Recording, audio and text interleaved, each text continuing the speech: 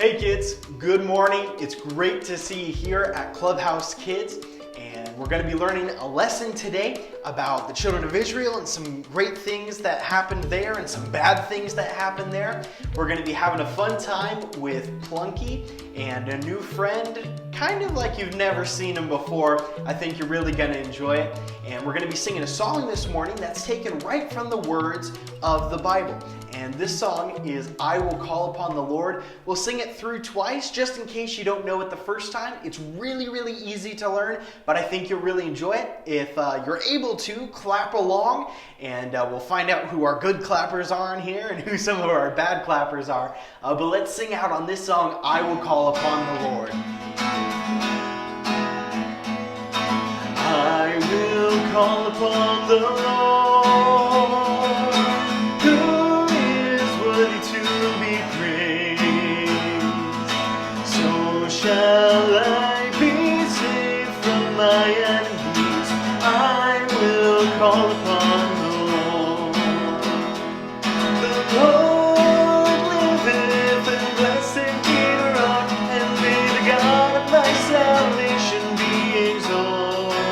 The Lord liveth, and blessed be the rock, and may the God of my salvation be exalted.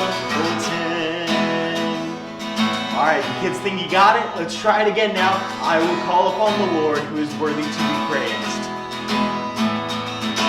I will call upon the Lord, who is worthy to be praised. So shall I be saved from my enemies. I will call upon the Lord. The Lord liveth, and blessed be the rock, and may the God of my salvation be exalted. The Lord liveth, and blessed be the rock, and may the God of my salvation be exalted. Well, I hope you enjoy that song, and if you've sung it, if you learned some of the words, you'll have memorized a new Bible verse. And I hope you guys have a great rest of class. See you soon. Hey boys and girls, it's Plunky! Alright, today we're going to be learning a great verse. And to help me, I've got my very special friend, Bruce. Hey kids. Great to see ya! We're going to teach the kids this verse today. It's Matthew 22:37. You ready? Let's learn this verse together. Alright, Matthew 22:37. Jesus said unto him, Thou shalt love the Lord thy God with all thy heart, and with all thy soul, and with all thy mind. That was good, kids. We should do it again, don't you think? Oh yeah! All right, let's do it. Matthew 22:37. Jesus said unto him, Thou shalt love the Lord thy God with all thy heart, and with all thy soul, and with all thy mind.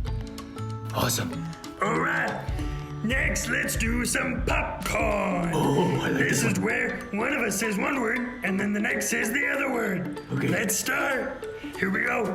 Matthew 22:37. 37 Jesus said unto him, thou shalt love the Lord thy God with all thy heart and with all thy soul and with all thy. mind.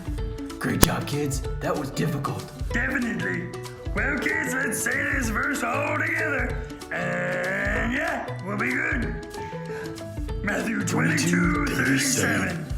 Jesus said unto him, Thou shalt love the Lord thy God with all thy heart, and with all thy soul, and with all thy mind. Great job, kids. Yeah. See you next week. Bye-bye. Hey kids, we're going to jump back into the story of the children of Israel and kind of some of the events that were happening. Last week, we learned about the Ark of the Covenant and how the children of Israel had thought, okay, well, if we have the Ark of the Covenant with us, we have God with us. We learned that God doesn't live in boxes. He doesn't live in the Ark of the Covenant. He lives everywhere. He's omnipresent. He's everywhere. And we learned how the Philistines had taken the Ark of the Covenant and they put it next to their idols and stuff in their temples, and how the idols' heads kept falling off and bowing down before the Ark of the Covenant. And we learned how the Philistines then sent back the Ark of the Covenant to the children of Israel.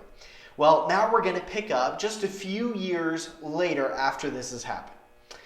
Samuel has now become one of the judges, really, of Israel, as well as being a priest. And he has been leading the children of Israel to try and follow God during all of this time. And the children of Israel came to Samuel and they said this. They said, Samuel, we know that you're our judge and God talks to you and God's the one that's supposed to be ruling over us. But we want to be just like all of the other nations that are around us. We want to have a king. Now, in the United States, we don't have a king, really. We've got a president right now, President Trump, and there's some different things around the globe that have different leadership things. But back in the days of Israel, there was a king. Whatever the king said went. And Samuel warned the children of Israel. He said, hey, when you have a king, he's going to say, I want this guy and this guy and this guy to come and work for me. I want this guy to fight in my army. I want this person to do this task for me.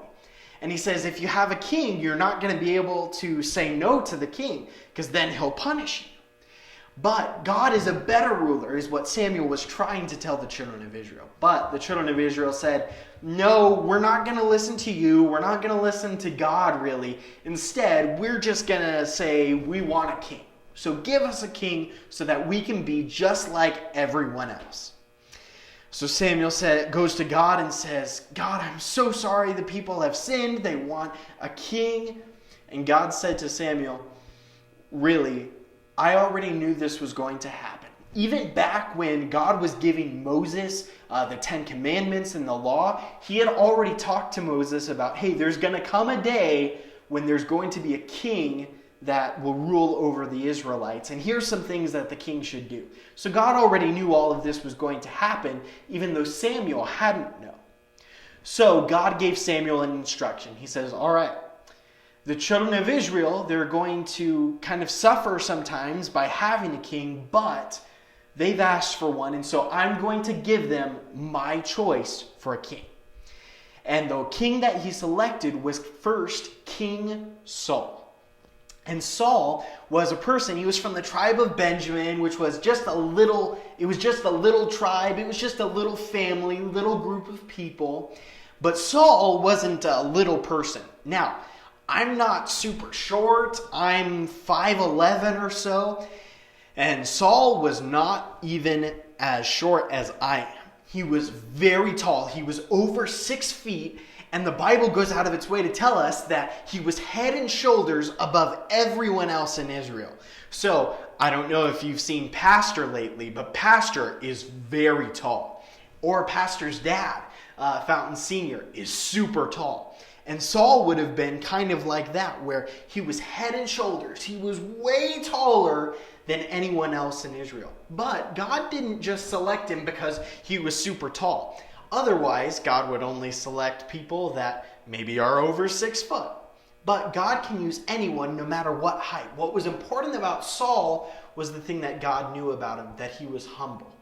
This was shown even when the children of Israel were going to crown Saul. You see, Samuel went, he told Saul, hey, you're going to be the next king of Israel. I want you to go to this place on this day, and you're going to be the first king of Israel. So Saul goes, but he gets nervous because at that time, Saul was humble. He knew, hey, I'm nothing special. I just come from a little tribe. I'm just a young man. I'm not anything special. And so he went and hid behind some barrels. But because he was so tall, when the children of Israel went, hey, where's the guy that we're supposed to be crowning today? They went and found him in the barrels because it wasn't very easy for him to hide. And Saul was made the very first king of Israel. Now, You say, that's a cool story, and there's a lot that's going on there, but what does that mean for us today? A couple of things I want us to learn today. The first of these is that we need to follow God's way in God's direction, not our own way. You see, the children of Israel said, hey, we're not going to listen to God anymore. We're just going to listen to the people around us. We're going to listen to these other nations that have kings, and we're going to listen to ourselves that we want a king, but we're not going to listen to God anymore. In our lives, we can either choose, hey, I'm going to listen to God, I'm going to obey my parents, I'm going to be kind to other people, I'm going to forgive others, I'm going to say words that are good words and that are kind to other people, or I can listen to myself and say, I'm going to get angry and mad at people when I want to get angry and mad, I'm going to disobey when I want to disobey. Or we can even listen to other people when they say, oh, you don't have to listen to that rule. You don't have to obey your parents. I don't obey my parents. Oh, you should come do this bad thing with me that I'm going to do. We can either choose, hey, I'm going to listen to God and God's way, or I'm going to listen to my way or someone else's way. So let's follow God's way.